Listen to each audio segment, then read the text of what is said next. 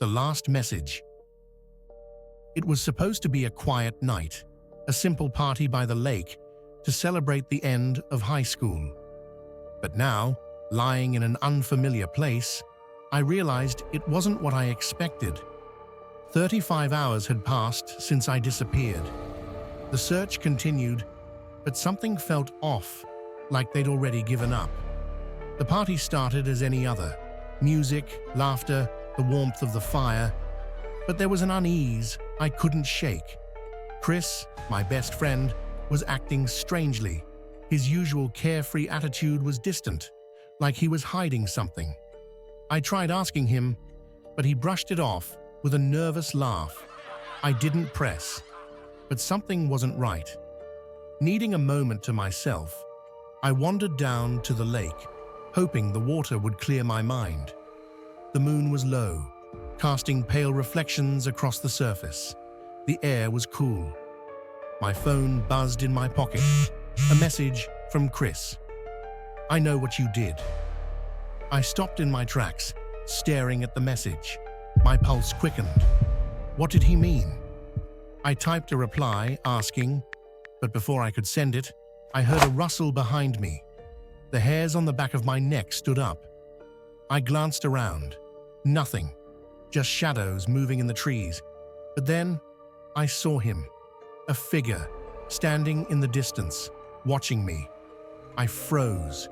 Fear gripped me, but I couldn't move. The figure stepped closer, and I could feel my heartbeat echoing in my ears. Without warning, a hand was on my shoulder. I turned, gasping. The same voice whispered in my ear, "You shouldn't have come here." My body stiffened. Before I could react, I was pulled back. My head hit the ground hard. The world went black. When I woke up, I was lying on the cold ground in an unfamiliar place. My hands were bound. Panic set in. Where was I? How did I get here? Footsteps echoed in the distance, and I strained to hear. Someone was coming. My breath hitched, my body tensed. The figure appeared in the dim light. His face was hidden, but his eyes, cold, calculating. "Don't try to run," he said, his voice like gravel. I tried to speak, but the words wouldn't come. My body was numb with fear. I didn't know who he was or what he wanted, but I knew one thing. I had to escape. Time blurred together. Days passed, or maybe hours. I couldn't tell, but I couldn't stay here. I worked at the ropes, binding my wrists until they finally loosened. My legs wobbled as I stood, but I didn't stop. I had to get out. I made my way to the door, but just as I reached for the handle, I froze. Chris was standing there, looking at me.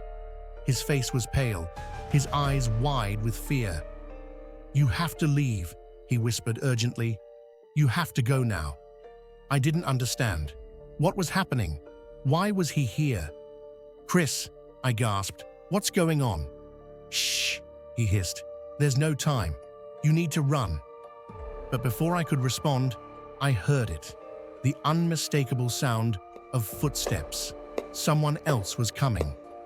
Chris pulled me toward the exit, but I resisted. "Who are we running from?" I asked, panic rising in my chest. He didn't answer. I felt the truth hit me like a hammer. Chris wasn't here to help me. He was part of it. He'd been hiding something from the beginning. The door burst open, and the man from before appeared. His eyes locked on mine, a cruel grin spreading across his face. Chris let go of my arm. The next time anyone saw me, my body was found near the lake, lifeless, cold. The police weren't sure how I died, though some suspected drowning, but bruises on my body told a different story. Chris was questioned, and his story fell apart. The police dug into his past and uncovered his involvement in a local crime ring. It became clear that he'd been playing a dangerous game all along. The truth came out, but it was too late for me. Chris was arrested, but I was gone. My life, my story, became just another memory. The last message I sent remained unanswered. Maybe it was better that way.